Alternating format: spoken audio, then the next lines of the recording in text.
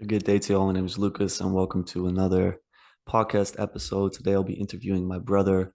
He is a philosophy teacher. I think I can call him that. He'll speak a bit more about that. He's there. He is. He makes music, and he's very interesting. So let's interview him. See what he has to say. Hello, sir. Hello there. I was just Well, making an introduction for you. oh, really? Did you Yes, already I start was. without me? Yeah, I did. Anyway, let's talk about you. What is your name? Who are you? My name is Aron. I'd like to not say my last name because I don't want to be doxxed.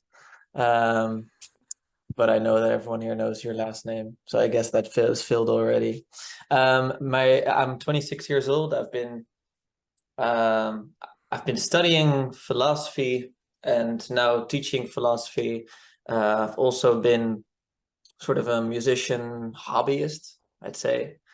And I guess what else might I add? I'm Luca's brother. Um, I'm somewhat shorter than he is, but I am older.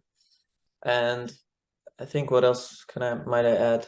Now I'm currently residing in the Netherlands, where I've basically lived all my life, with the exception of having lived in Dublin for 1 year for that musician hobbyism that I was talking about. That's it. I think we can call it more than a hobby in your case. I think Aaron is a very good musician. And I think it also may be what gets you into the flow state, is it not? The more I play it, the more it does. Yeah. It's like, and then if I don't play it for a while, which sometimes happens nowadays, then it's more difficult to get into it. But if I then, but even then, it's very possible to get into the flow state. Yes, for sure.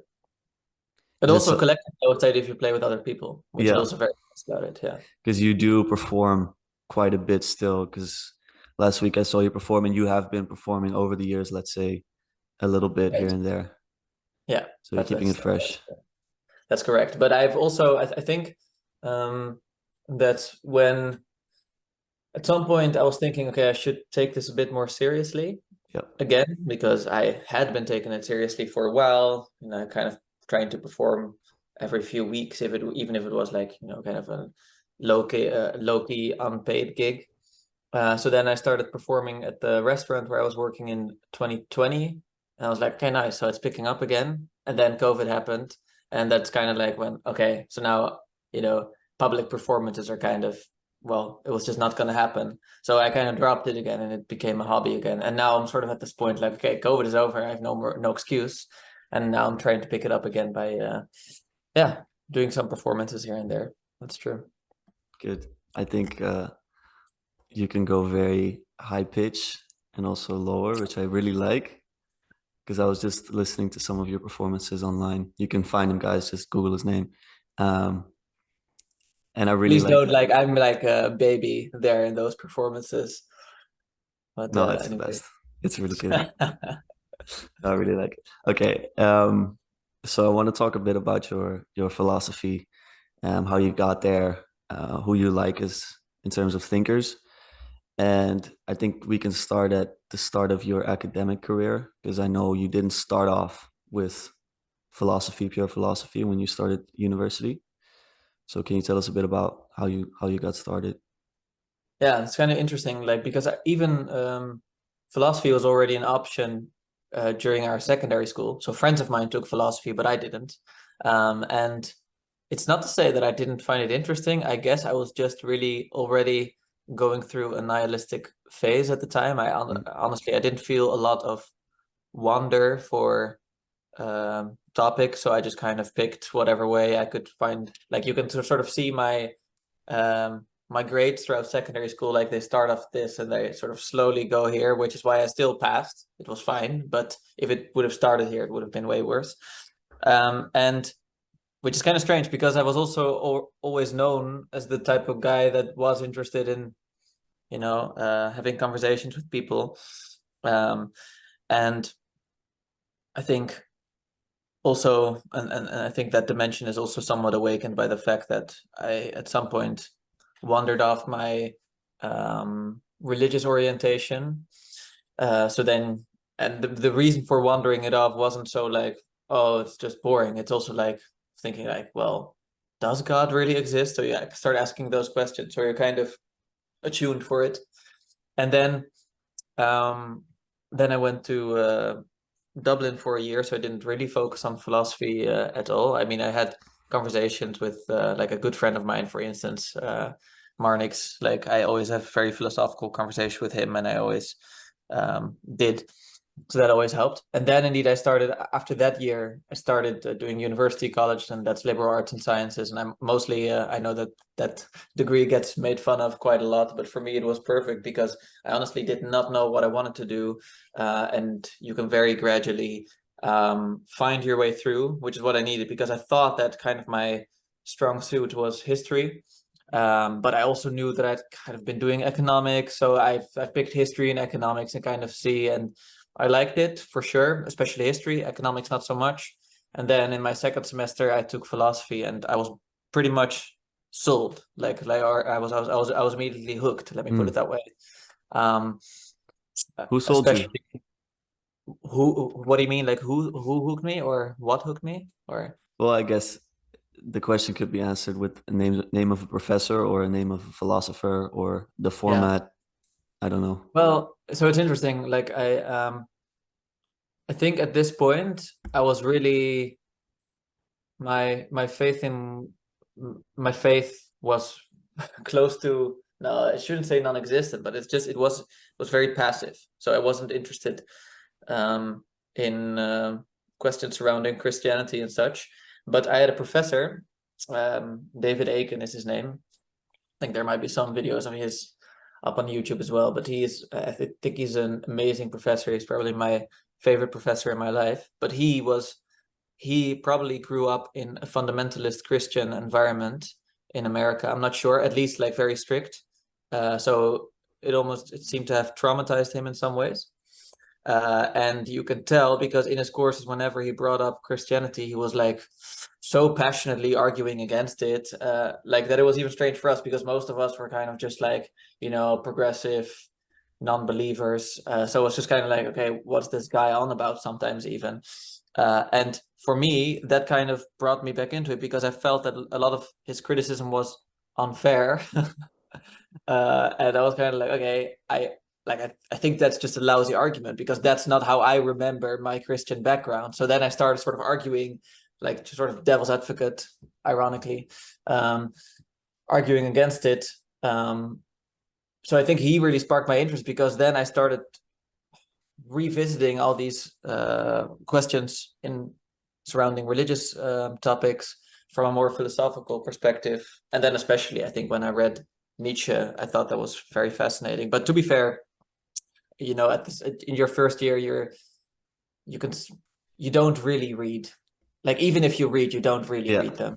Yeah. I hear you. So I think I discovered Nietzsche only later, even though I started reading him then, Okay. Yeah. So who was Friedrich Nietzsche? Should I introduce like the person? You can introduce him a little bit. Like we don't have to speak about him for a long time, but I think it's important to your Yeah. work and who you speak about. Well, Nietzsche is a very interesting thinker. He was born in 1844 in Rücken in Germany, and um, it was a very interesting time because this was at a time when philosophy kind of didn't have, like, philosophy had sort of slowly been building up in the centuries before, and you could kind of tell that philosophers are responding to each other. And he was kind of at this time where it was kind of unclear. So he was born in this more romantic period of philosophy, but the romanticism was much more interested in art and poetry, which is also why later on in his life he really became a strong devotee of Richard Wagner, the great composer. Kind of became almost like a father figure for him, and then later turned on him because, well, that's I don't need to go into that now.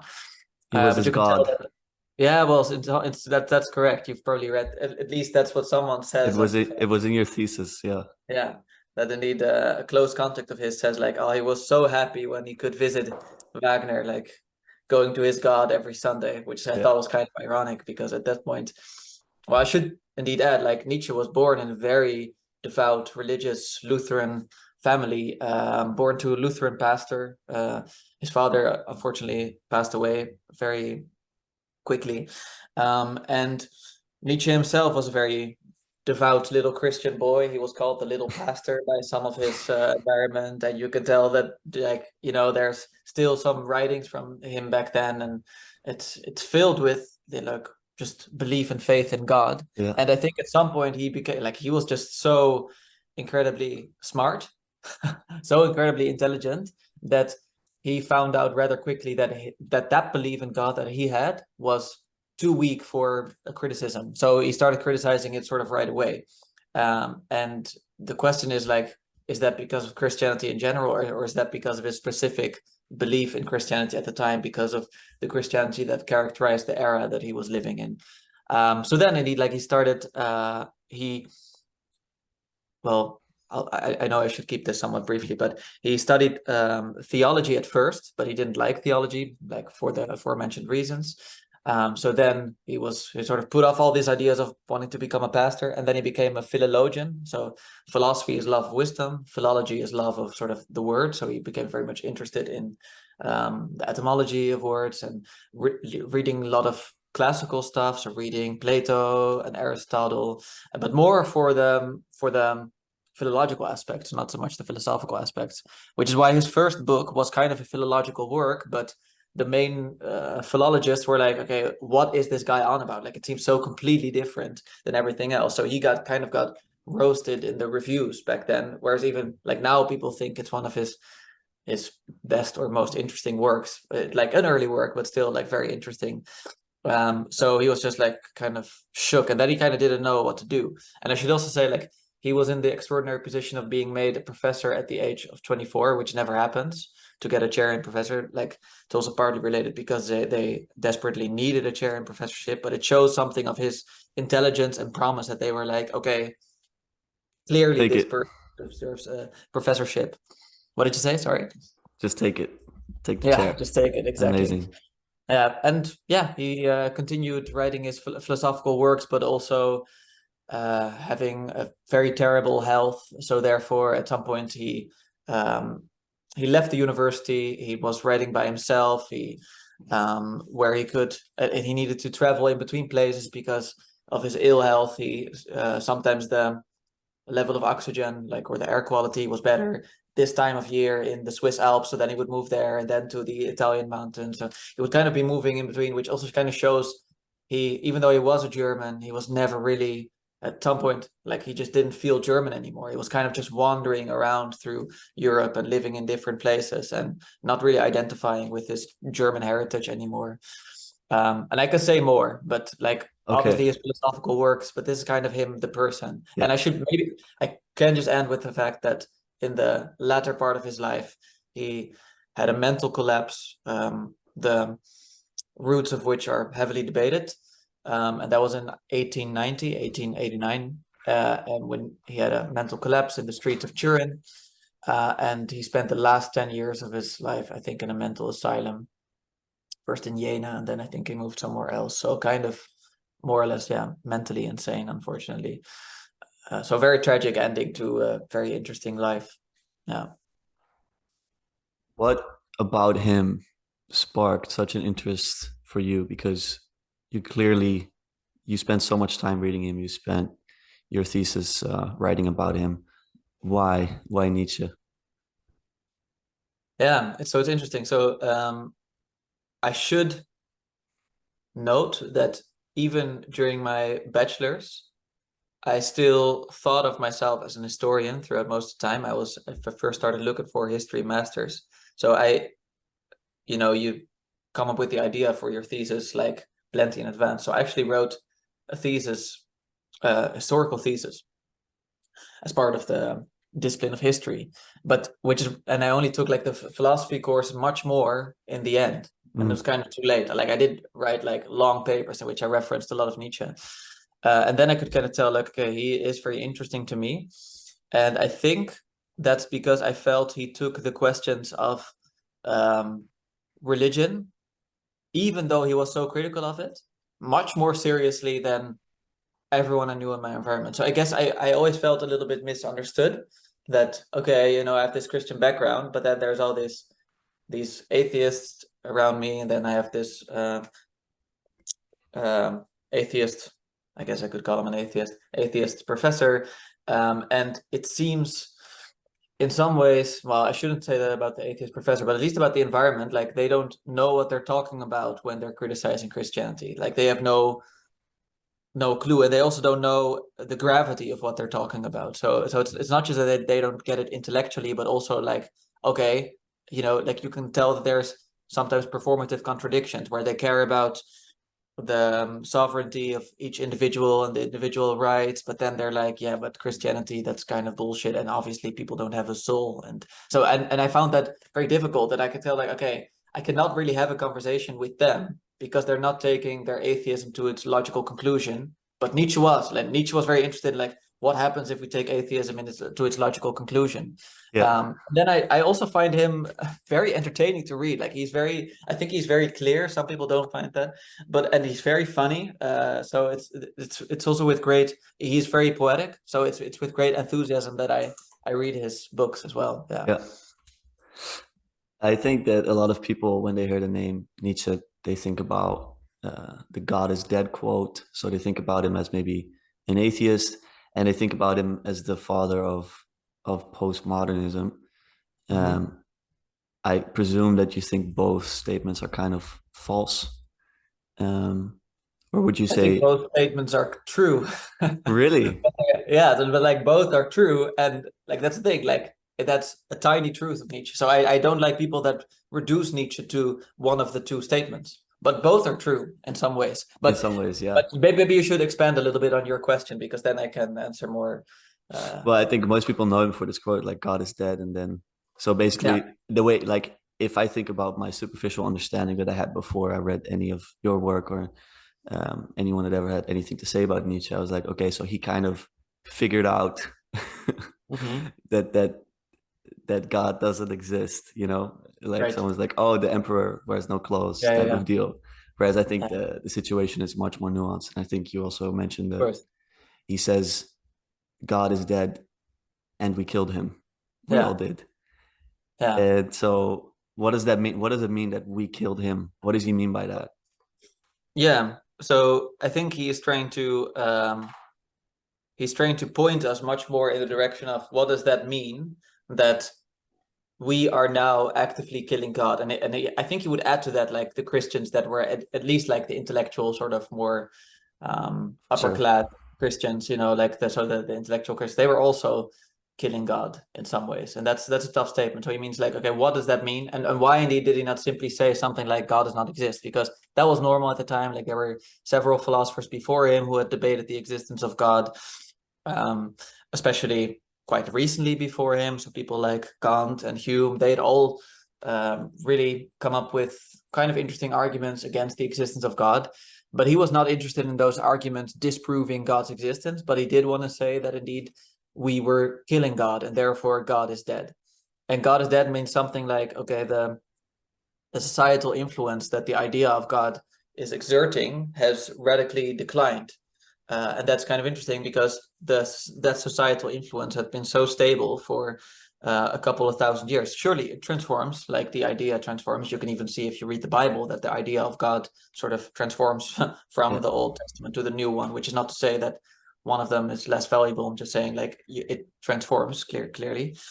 Um, but like the idea that there might be nothing in its place, that is like, okay, so now God is dead, so now what, is like, that is very scary. So then God is no longer transformed into something else. It's just like, well, God just ceases to be of considerable influence, like, and what Mm. takes its place. And you can kind of, I think in that same quote he says like, um who will wash away the blood, you know, that we have on our hands. So it's like, it's very serious, and you can tell that like he is crying. And I think he ends that passage like that, you know, the madman who cries out God is dead, you know, that he went uh sort of really tearfully and disappointed like throughout the churches, and visited several churches and said like, what are these if not just the tombs of God? So he was like very sad about this fact. And also, you know, you can tell in that same passage you'd think that if he was just like some kind of atheist, that he would be talking to like the Christians would say like God is dead, and the Christians would be responding like, no, God is alive, I love God, you know, and God is amazing. But what's actually happening is that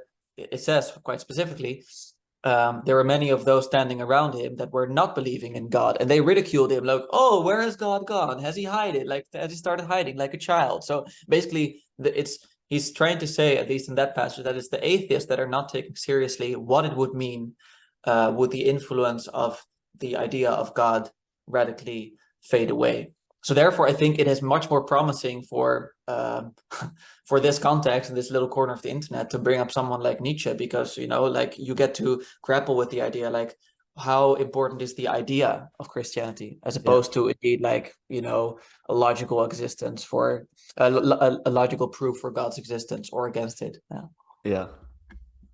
Interesting. Okay. Because I think Nietzsche could always be associated as well with trying to respond to the meaning crisis, I think.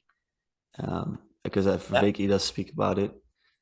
I think most people listening will probably be familiar with the meaning crisis, but it's Mm-hmm. it speaks for itself, basically what it means. We have a crisis in meaning. People are depressed,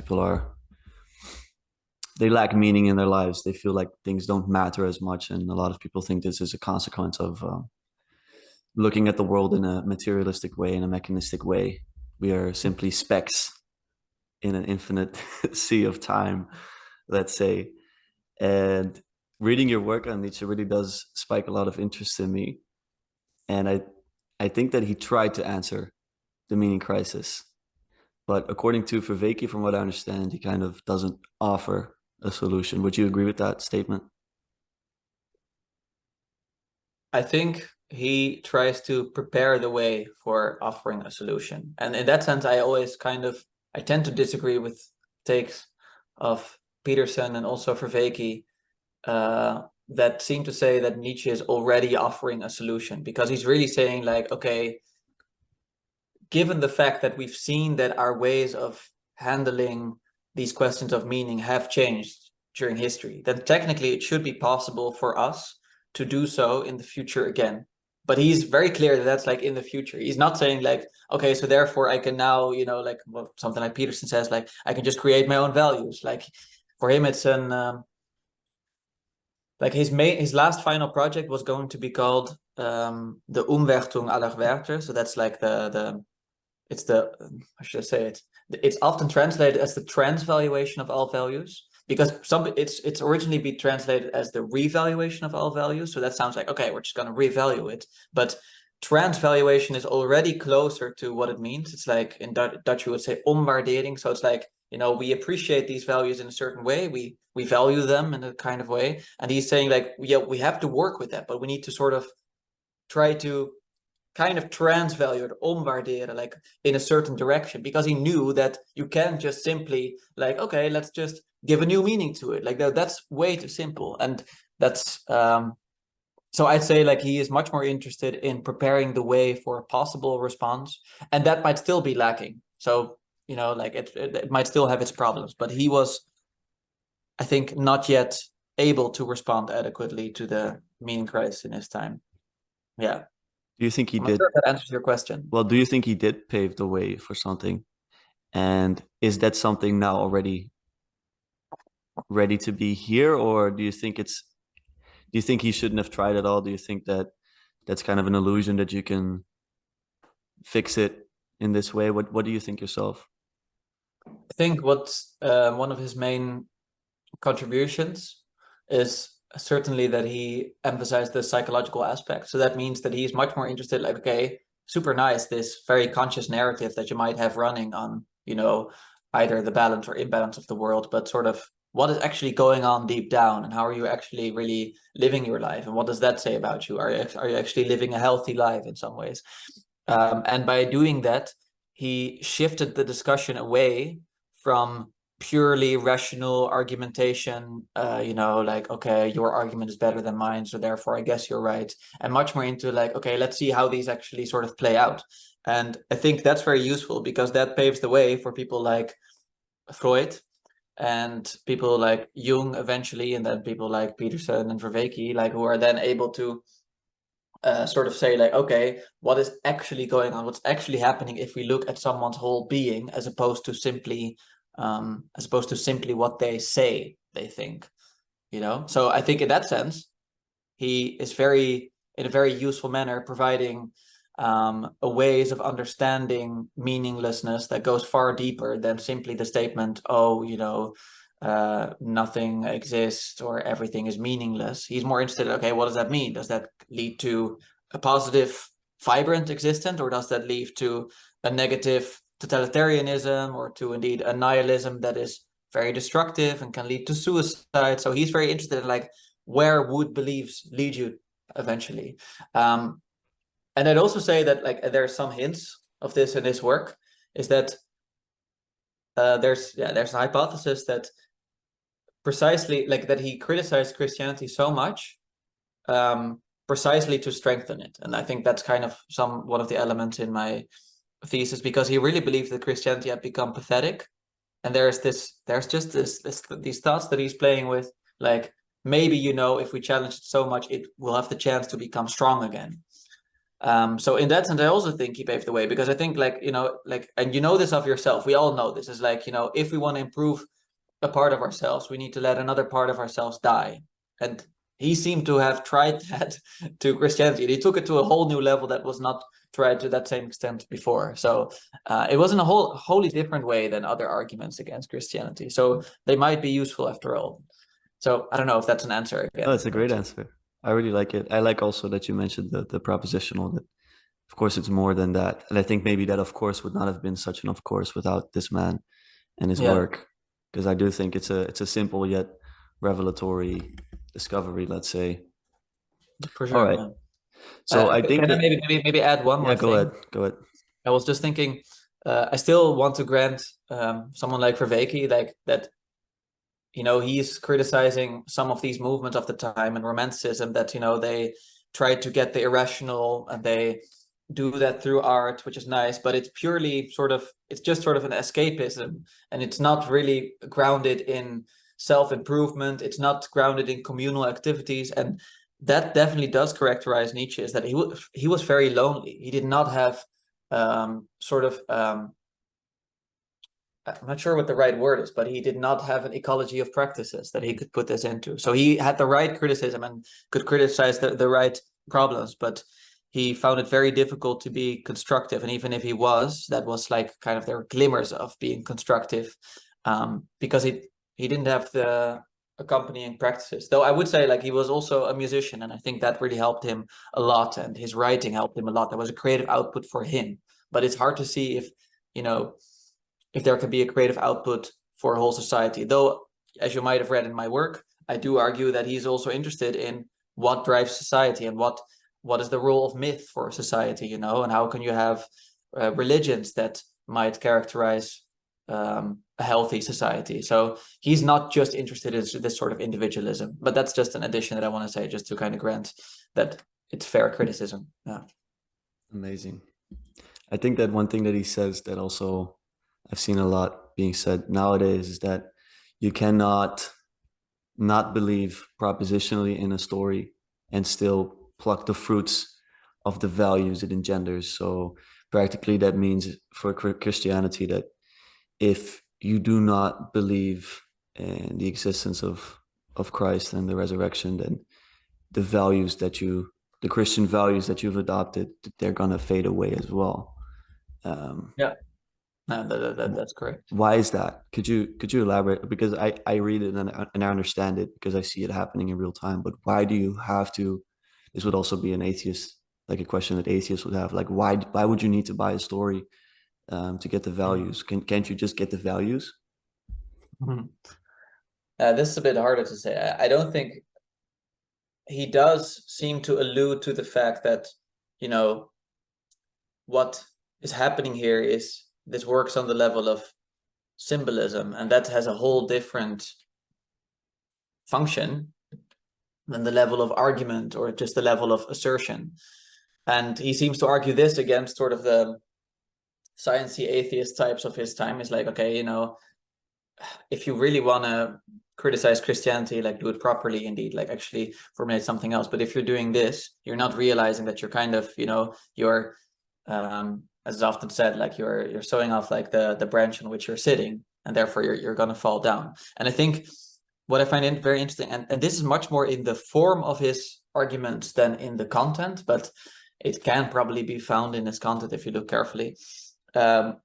He is quite the mythical writer himself. So when he was thinking about, okay, I'm gonna provide maybe a response to what's going on, he wrote "Thus Spoke Zarathustra," which is almost like, which is very, how should I say it, purposefully written in the style of sort of in the Lutheran style, Lutheran translation of the Bible, and you can tell that it's filled with images of like snakes and lions and camels. So like you have all these images going on of the rope walker going in the cave and going out of the cave. So it's filled with these images, because I think he knew very well, like that's eventually what it would take. Like it's not about, like, people don't work as rational machines. People and if they do, like, they're actually full of contradictions. So eventually they'll find out that their love for the truth is itself based on a sort of lie, and consequently they will no longer love the truth anymore, because it's no longer truthful to love the truth. So it's very interesting where that will lead you. And he was much more interested, like, okay, how do these so indeed, like, the form of "Thus Spoke Zarathustra" shows that he is much more interested in this sort of mytho-poeticism to really convey his ideas in a much stronger way. And I'd also say that, when he criticizes traditions, he takes an individual. So like, so for instance, you have the religion of Zoroastrianism, but he's much more interested in Zarathustra. Or you have the Greek religions, but he's interested in Dionysus or Apollo. He criticizes Plato and not so much Platonism. So like, or he criticizes Socrates, saying like, Socrates was ugly, and that's relevant for him. The fact that Socrates was ugly is already an argument in some ways that Socrates needed to counterbalance. And my point is, like, Nietzsche is saying, like, it's very relevant to look at people's lives and to look at themselves, because that's how we work. We can't just treat people as sort of disembodied systems of thought. We're always embodied. So he's just saying, like, that's the nature of reality, and therefore you need to sort of respond to it in this manner. Again, I'm not sure if that's an answer to your question, but I don't know if it was an answer, but it was very interesting. So I don't mind. And it brings up some ideas for me as well. Because I want to kind of keep it centered on you. Over the years, you've read his work, and were there times where you agreed with everything he said, and are there not times, like, do you still agree with everything he said? Do you have disagreements? Could you speak a bit about that? Because I think that's something that can happen when you find a thinker. Let's say you're like, wow, this is so, like, everything makes sense, and especially someone that you spend so much time on. I yeah, can imagine you were right. completely. So yeah. Yeah, I think, like, I think we all have impression of this. Like at the start, like when we really get into the flow state of appreciating a new perspective, we start looking at the world in that way. And that's really what happened to me when discovering him. It's kind of funny, like when you first discover him, you're very you're very superficially, like, you're saying like, hey, he's pretty cool, but then he says some pretty nasty stuff about women, so therefore, you don't take that. And then all of a sudden you get so incredibly into the flow state that you're like, oh my god, shit, even the stuff he says about women, like, it has a point to it. And then later you get out of that flow state, and then you're like, okay, wait, he's just kind of screwing around there. So you kind of and it's hard to say where you I think Verwege also mentioned that it's very difficult to disagree with Nietzsche, because he disagrees with himself all the time. And I would say where in the end I disagree is the power of, or maybe the understanding that someone like Girard later had, and I think I include him in the thesis that you've read, is that self-sacrifice and like Nietzsche also recognized that sacrifice was essential to the way humans live, but Nietzsche did not fully see that self-sacrifice, which was indeed introduced sort of by this Judeo-Christian understanding of the way the world works, that is now also inevitable. So that indeed we now no longer really live in a world in which we can just blindly sacrifice and pretend like, you know, these people are clearly guilty, so therefore they should be sacrificed. No, because it's so built into our understanding, our language, our art now, that we constantly are reminded, even if not at the time, that later on we see like, oh shit, those people were actually innocent, those people that we sacrificed. And this is something that obviously pained him a great deal, because you can see that that can lead to martyrdom, that people are like, oh, you know, just sacrifice me, like I'm okay with being weak, I don't mind not strengthening myself. And so he was concerned about that because he thought it could lead to a certain type of unhealthy behavior. But at the same time, I don't think he fully saw the extent to which it was necessary to make it a part of your own life. So like really the reason where the way where I disagree is in his final years, when he wasn't able to provide a proper synthesis of these two opposites, which was indeed the sort of the Dionysian glorious suffering, wine drinking, hedonistic, but you know, also indeed aggressive and sexual and violent kind of way of orienting yourself through life, as opposed to sort of the Christian, which was for him associated with more asceticism and much more intellectualism, because I argue in my work that Christianity had been sort of intertwined with Socratism, which was sort of the intellectual part that kind of came up. And sort of now trying to get back to your question is, I think he was like, those became so irreconcilable for him, but he knew that that part was part of him, that he ended up denying himself, and he makes that explicit. Like he says, self-denier, like self-knower, and he was aware of that, but he couldn't deal with it. So I think my criticism is much more indeed with, like, obviously I have superficial criticisms, like, okay, I think it's quite ridiculous sometimes, or quite offensive, the stuff that he says about certain groups of people. I think sometimes his criticism is a bit, you know, it's funny, but it's not actually hitting the mark. I think his criticism of Plato is very simplistic in some ways, because he treats it as a system of ideas as much, and much less as an embodied philosophy. But I mean, having said all that, I also know what he's trying to do. Like he's trying to sort of get you out of your sort of modal seriousness and really like change your understanding. So I don't take him too seriously there. But where I do take him seriously is the way in which he lived his own life, which in many ways I can respect, but also see where it inevitably had a downfall at the end, which led to his own, which at least contributed, let me put it that way, to his own mental collapse. And there I would have liked to have seen a stronger effort to synthesize, as opposed to indeed keep them so separate and be constantly so tense, you know, in between those two opposites. Yeah. Thank you. Thank you for answering. I think it's very enlightening, and I do see a lot of that, the disagreements with himself. I think that's may also be what's so appealing about him, because I think it's very easy to dismiss someone when you can clearly see, like, okay, this is pretty simple. Like sometimes I feel like we define philosophers based on what they got wrong, and I think maybe that can be a strength of his. Yeah, that's correct. Yeah. And I mean, like, maybe some people were surprised, for instance, that I didn't say disagreement with anti-Semitism, but I just want to say, like, okay, I don't address that because he wasn't an anti-Semite. Like he was very much against anti-Semitism. So I'm not talking about the more superficial stuff. Yeah. And if you do want to talk about that, like we can talk about No, that, no, but he that's all right. very much against anti-Semites in his time.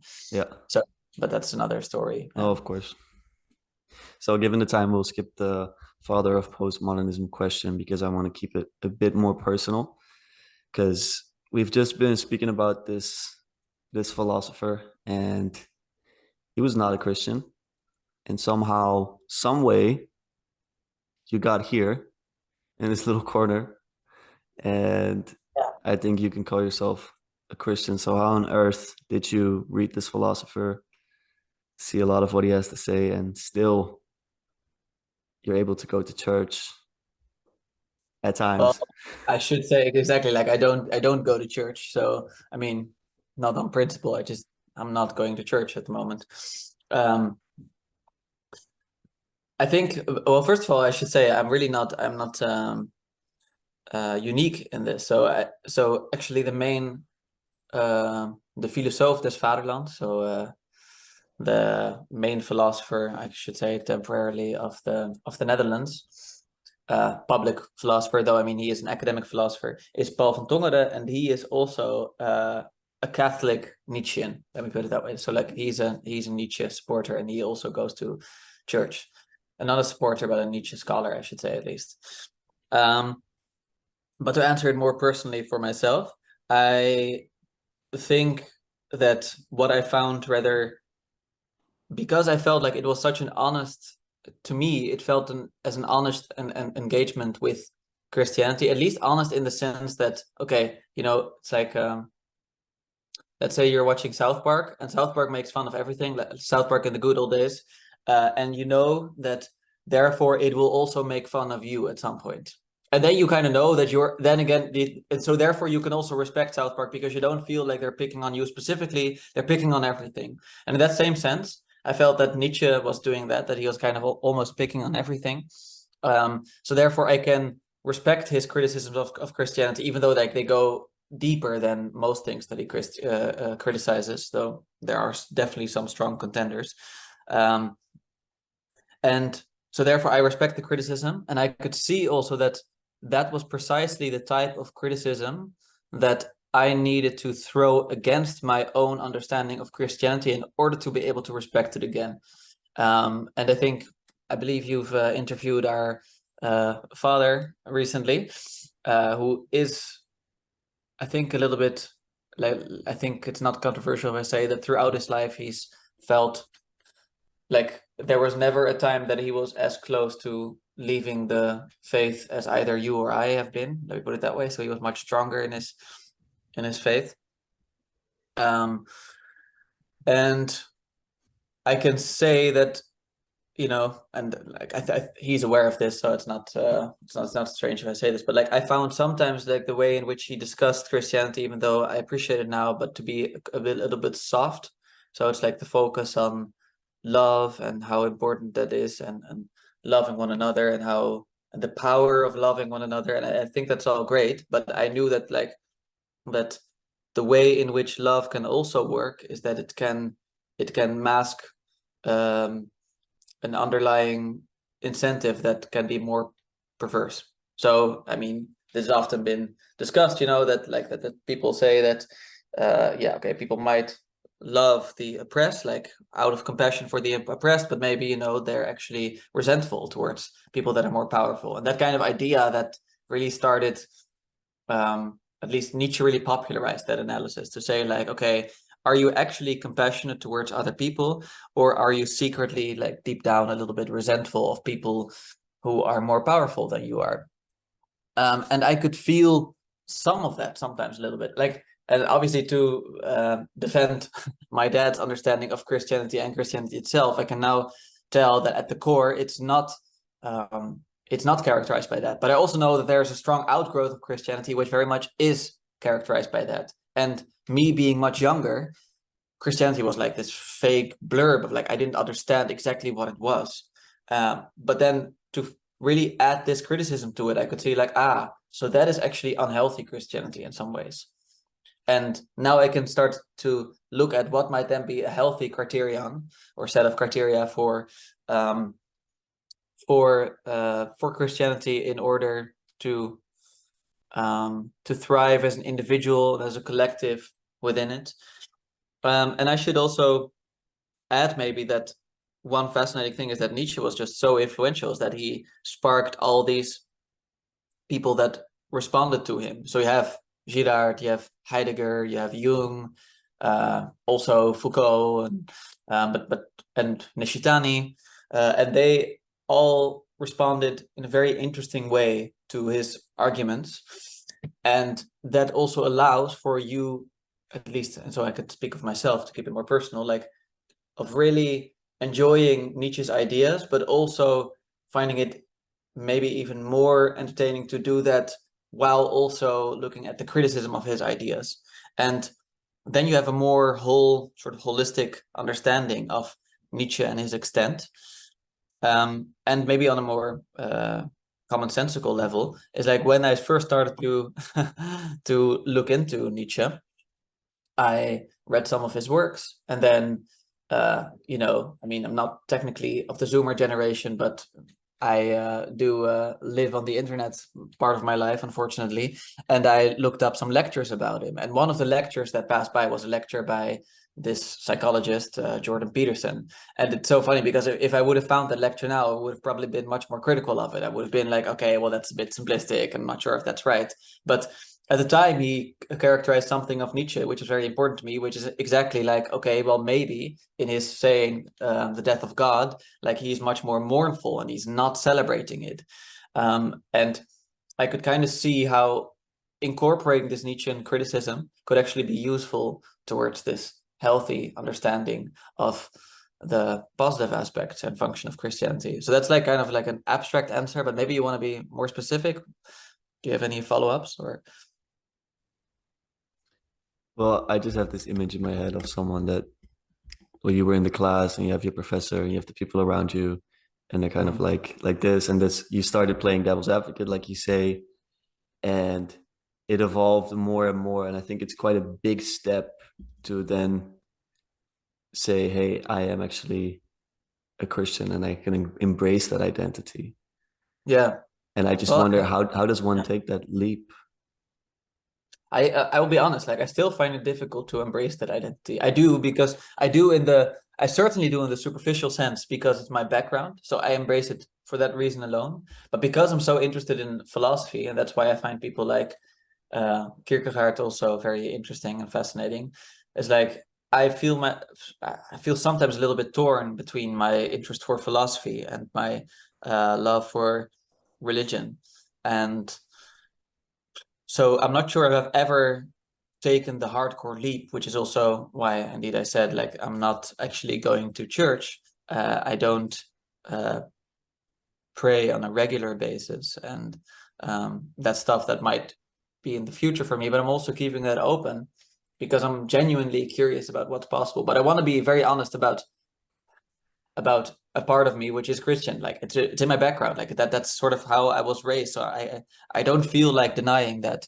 But still, to maybe answer your question a bit more in the direction that you're interested in, is I think my I could say that my interest in philosophy was characterized by this love of truth, but really truth in the not just the propositional sense, but actually, yeah, in the way that someone like Jesus might say, like I'm the way, the truth, and the life. That truth is like can be embodied and can be a living philosophy. So trying to understand what is truth then. And then I'd say that for me, that search for the truth first led me to deny my Christianity because it was like, okay, so now I see that such a thing as a man with a beard in the sky, I'm not sure if I actually ever had this idea of God, but let's say that I did, you know, like when I was much younger. That didn't seem sensical to me anymore. So therefore, my quest for truth first led up to me denying Christianity. But then continuing that, you see that okay, if you then continue on your quest for truth, you start seeing the problems with the alternative, which would be materialism, often accompanied by a sense of nihilism and meaninglessness. And then it's not just that that is undesirable from a psychological end, but also that it seems incoherent from a metaphysical front. And you and I have spoken about Bernardo Kastrup. I think he's very good at laying out the contradictions inherent and intrinsic to materialism. So then you kind of keep looking at the truth, and then you're like, okay, wait, actually, the truth in this broad sense, in this, I know that Peterson calls that pragmatic sense, but I don't even want to reduce it to that. Can then lead you back to like, okay, well, maybe truth actually involves this mythical understanding, this symbolic understanding, even though on the surface those might sometimes seem like untruths. But then when you go deeper, you actually see like, okay, but that's my life, you know, like that indeed on the surface they were untruths, so I denied them, and then I looked deeper and I sort of found them again, but more in this more profound sense, and there where I was able to, yeah, and it's the story that still makes most sense to me, and I see it reflected everywhere around me.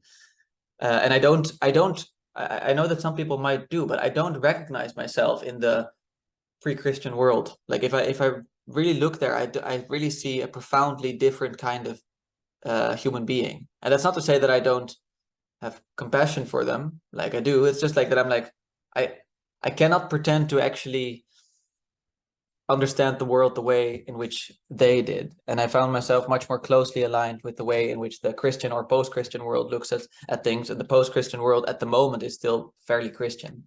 So post-Christian might even be a wrong term. But again, I'm not sure if that answers your question.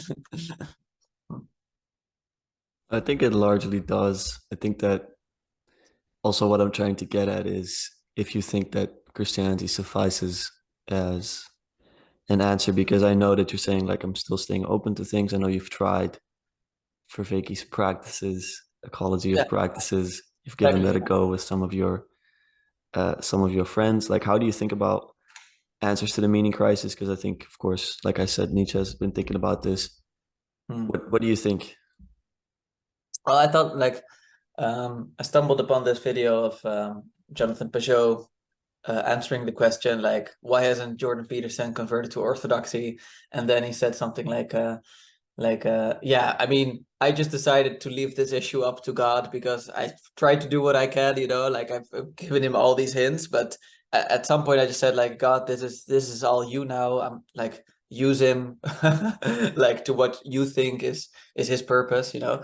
Obviously I do not mean to equate myself in such a way, but I am still trying to feel what exactly my purpose here is, and I'm not yet sure if my purpose, I I have a strong hunch that I'll end up there, but I'm not 100% sure that I'll end up in a Christian world talking to Christians. I'm at the moment really happy being in this in between space talking to Christians and non-Christians. So, and therefore also I want to do that in a genuine and authentic way, like actually in a way that I think is in which I take a lot of inspiration from someone like John Vervaeke, because I think that's where the reach is right now. And I also believe that, and I've talked to someone about this yesterday, um, that I think it's far more necessary for people who do not have a Christian background at all to at least have to include this dimension in their lives. And that does not have to be explicitly Christian, but it does need to involve much of the elements that are implicit in a Christian way of living.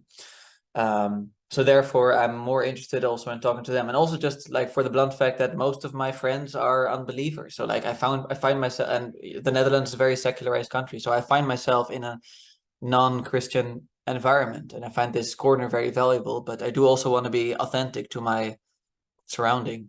Yeah. That's very good. I didn't know that you had these. I don't know if I should call them doubts, but that you're still figuring it out, because I never thought about you as a Peterson in between space. So that's actually very interesting to hear. Well, like I'm not a scientific person. I wouldn't say he's a scientific person, but he's definitely scientific.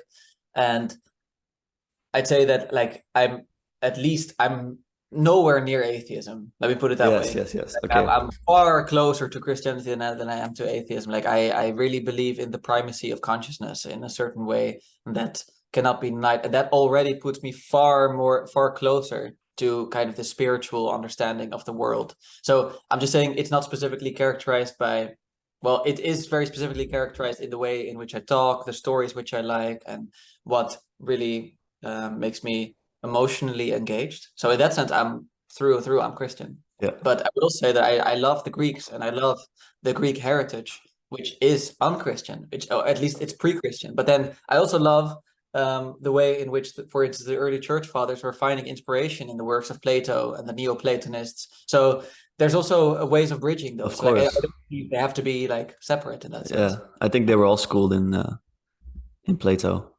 Yeah, the early and church fathers. Like it I was mean, the you should ask education. our dad, but some would say that someone like Paul was also schooled in Platonic thought. Yeah.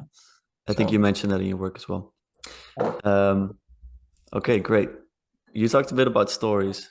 I want to get it a bit more personal. What story really speaks to you?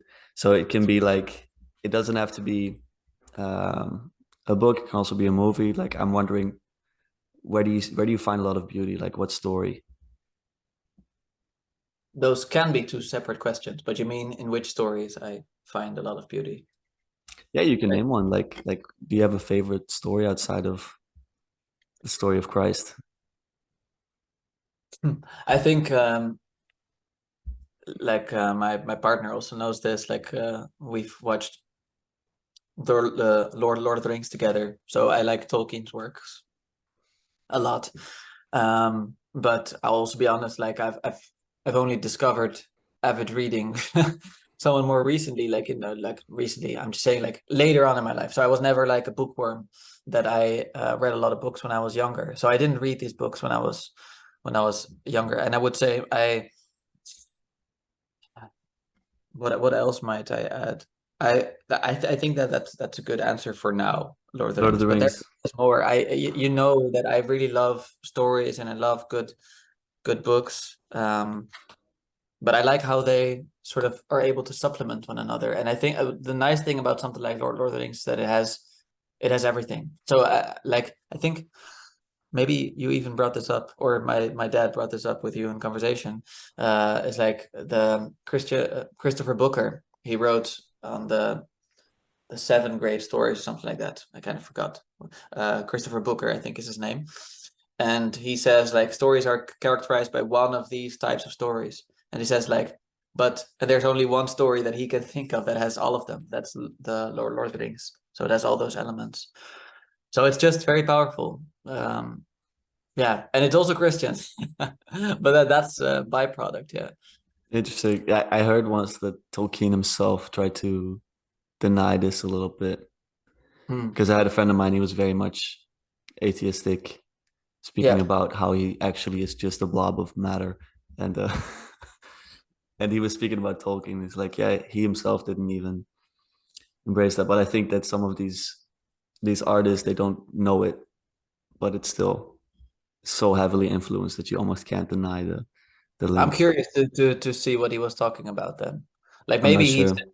Tolkien said something to the extent of like it wasn't just a Christian story, but Yeah. it's quite clear that it's filled with Christian influence. That Tolkien was a religious individual.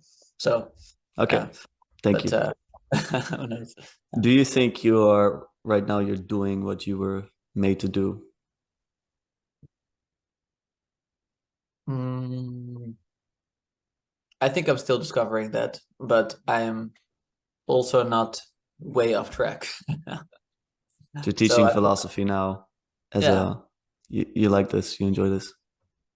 yeah, I like it a lot. Yeah, I I think it's an honor in some ways to be the how should I say it, the vessel for ideas and insights of people that are far wiser than us for like and that span the past 3,000 years. That's Mm, amazing that you get to so which is and it's both I should say it works in both ways because you can feel somewhat satisfied with yourself if you do a successful explanation of something, but you're also immediately humbled because you're aware like these are not my ideas. So sometimes you see this spark in the eyes of a student, and that's really useful. But then you could also tell like, okay, so I communicated it successfully, so I did my part, but also the idea landed mm, in their minds, you know. So yeah,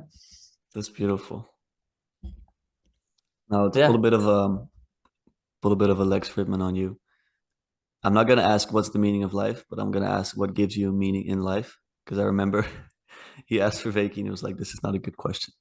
So, yeah. what brings you meaning in life? Um, I'd say I'm really interested uh in collective flow states, but even that sounds a little bit fetishizing. Like, oh, you know, just looking, let's all do drugs together and get into a collective flow state. Like, but I do mean it in the sense that it's that at the same time it's ethically and personally transformative. And I would also say that part of it is really recognition. So I want and at least that's what I've noticed in my own life. Like I find a lot of meaning when I feel recognized and seen, but the irony of that is that I don't want to be just recognized or seen as who I am, but also, like what's underlying that. So like, let's say the common humanity. So when you're entering through collective flow with someone else, you both see them in their individuality and in the thing that binds you together. And that's really the part that I would say gives a lot of meaning to my life. But it's also indeed, at least over the last few years, and it's really related to this, is trying to find it outside of your own narrow-minded interests, and really try to see, okay, how can I find meaning? Like I know that Peterson says something like, by taking up responsibility, and that can certainly be a very useful way. But even there, like it has to be related to like, okay, to the question surrounded like, what is my goal here, and how can I constantly be attentive to that? So I guess it's the combination of I really like the word attention. I know that Pajot used it a lot, but I've also been reading Simone Weil over the last few days, and she's a early 20th century mystic, also anarchist, and she also used the concept of attention a lot. And I think attention is wonderful, especially because like she's French, so you have that's the double meaning of attention. So it's both waiting for God and like attention, attending to God, kind of. And I really like that notion because it has this. Because if you're properly attentive to someone, you really see them as who they are, so like you're recognizing them. And at the same time, you're also patient. So you're not trying to impose or project what you think on top of that. So I would say maybe in proper attention, which is then bound up with recognition, which is then bound up with personal transformation and kind of a deep love and beauty and goodness that you find, and truth that you find shining through it. Yeah, that's a little bit of an answer to that. Do you see them in that moment for what they truly are? Because I feel when I have these moments that you're describing, I feel like they're unfolding, it's like you see Mm-hmm. this depth to people. I'd never really experienced that before.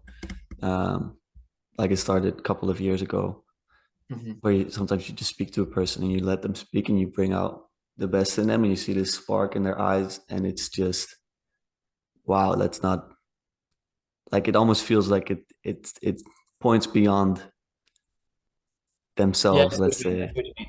I think that's a really nice way of putting it. And that's kind of what I mean, like that pointing beyond. That's what I mean with, okay, I don't want them just to see me who I am, but also precisely that part which is not me, which binds together, but therefore is also more profoundly me. So it's kind of, you know what I mean? Like, Yeah, but it's not just me. It's like, but without it, I couldn't even be me. So it's very that's interesting how that beautiful. works. So that's a lovely way of putting it, like that it seems to shine like beyond themselves. Yeah. Yeah. Well, and what about music? I didn't hear music in there. Is it not as Hmm. does it not come up as quickly for you, or is it not something you were thinking about? Because when I see you play music, last week I saw Aron perform, Yeah. and I was there with my girlfriend as well, and she was so happy to see you play music. It's like, wow, this is really something. It's like it's kind of like he's made to do this, Do you feel that? Do you feel deep Yeah. meaning there as well, or Yeah, I think so. I think so. Like it's a little bit less than it used to be. And I think so one very famous popular book is The Second Mountain by David Brooks. And he argues like he's just kind of used this image, like, the first mountain is where you go for personal success. And that works for most of us. That's how we think about, what should I study and what kind of career should I have? But then at some point in our life, we realize that has kind of probably not been successful, or even if we succeed, we find that it's not all there is to life. And then we start climbing our second mountain, which is more about indeed self-sacrifice and communal living. And I think one of the reasons why I find this topic a little bit more difficult is because for me, that's associated a lot with my first mountain. It's kind of like, oh yeah, it's like Aron the artist who is gonna make a big name for himself and write his own songs and hopefully get lots of compliments of people, like of how talented I am. So I still really like it, but I'm also aware of kind of also the way in which someone like Peugeot makes orthodox icons, that you can kind of tell like it should serve something. And obviously I was happy, like I can also see that in that performance I'm hopefully also giving people a nice afternoon and like setting a nice vibe and inspiring them through art. Like the world needs artists, you know. But I don't, yeah.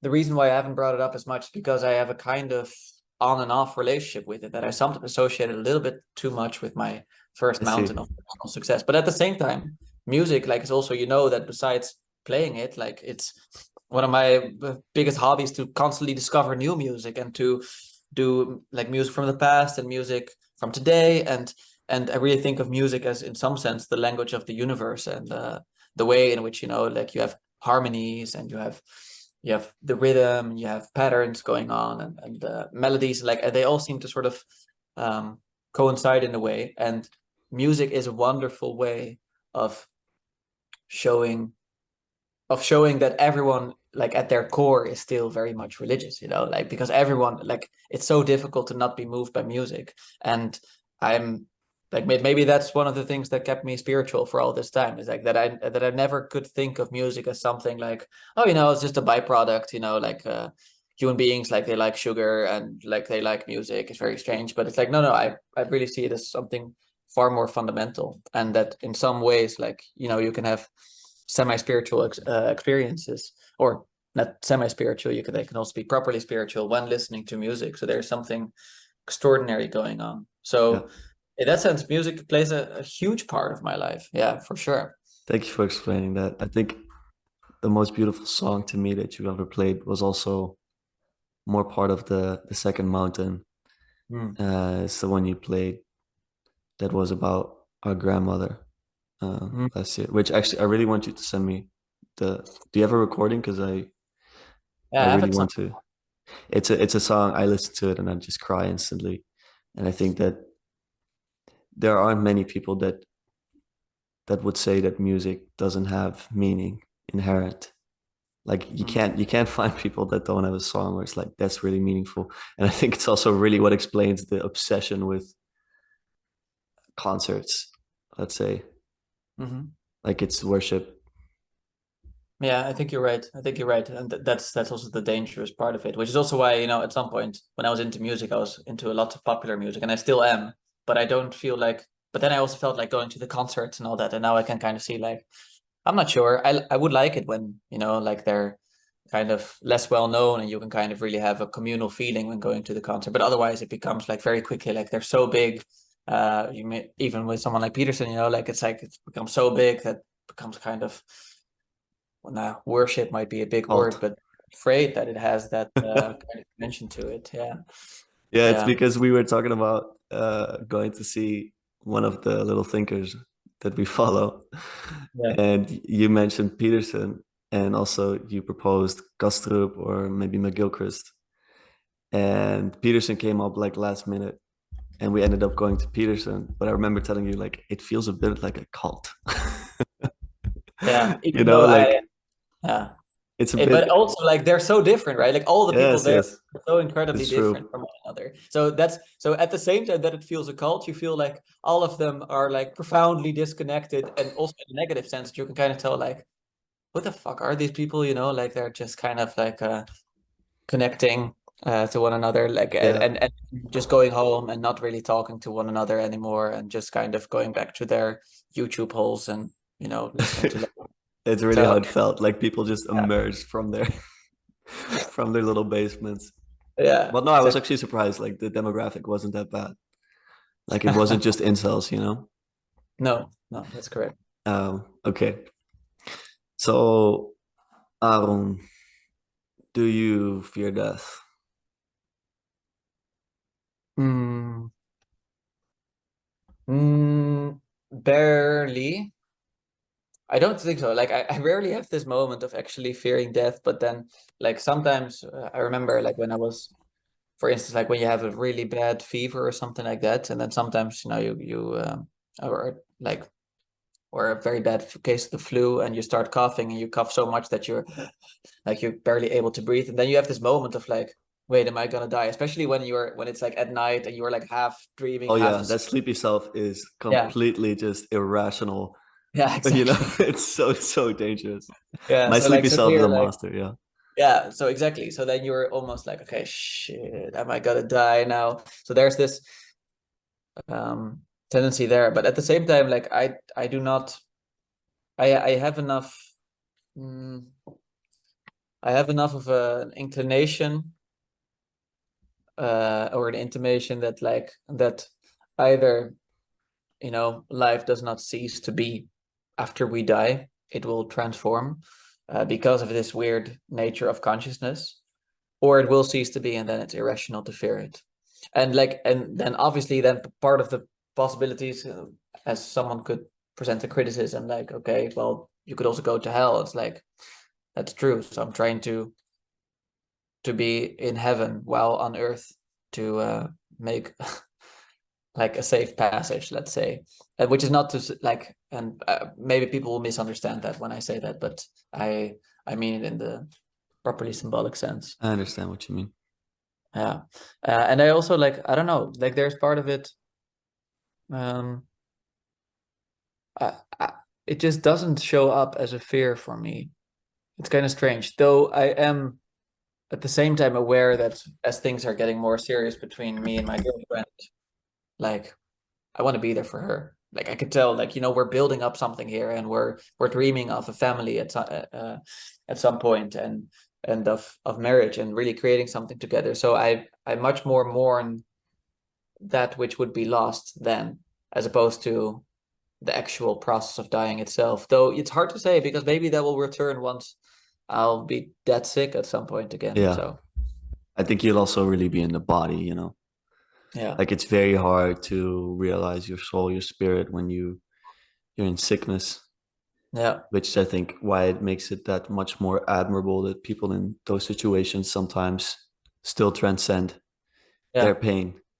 yeah, No, absolutely. I remembered when I was single and not in a relationship, not a lot of connections, not a lot of friends. I really felt like I could die and would really be okay. And now I'm like, no, you can't. Like, stop going yeah. through that red light all the time. Like you really can't. It's a responsibility almost to be a bit more cautious. Um, Yeah, I but see what yeah, you I mean. feel what you I mean. might have something similar that you're just like that. I had these moments like I could die now and it would be okay. And then later on you realize that was actually really selfish. It's so strange. Like that Yeah, thought of like actually, being able to living a happy death, like that's actually a very selfish thought, even though you think like, wow, it's so selfless because I don't care about dying. It's like, well, maybe that's selfish, you know, maybe you should think about who yeah, you'd hurt when you would die. So yeah. yeah, maybe it was at the time. No, I mean like that's just what it feels like for me. That like that I wasn't properly taken into account. Yeah, And no, absolutely. if I can open up and like a bit more vulnerably, like I've also gone through a time of my life in which I was not so happy. I wouldn't say I'm like crazy happy now, but I can definitely not complain. And at that time, I really like, well, yeah, I was going through a nihilistic time and feeling fairly depressed. And I mean, I never got close to it, but then when you think about, you know, would it really be so bad if I wasn't alive? So you start thinking those things. And I think honestly, like that, yeah, you know, you start running through like people in the family, and I was like, okay, I think my parents, like obviously they would be devastated, but they could manage, you know, and and I think it went all the way up to like someone like our youngest brother, Isaac, where I was really like, oh man, I can't do that to him, you know, like that's just awful. And that's really so I should have stopped at the first question, you know, like realize like obviously it would be super selfish and it would be hurtful to everyone, and I'm underestimating how terrible it would be. But I really needed sort of that understanding. Um, so that also, fortunately, like I guess always the love of my family, including yourself, also allowed me to not go all the way in my selfishness. Yeah. Thank you for sharing.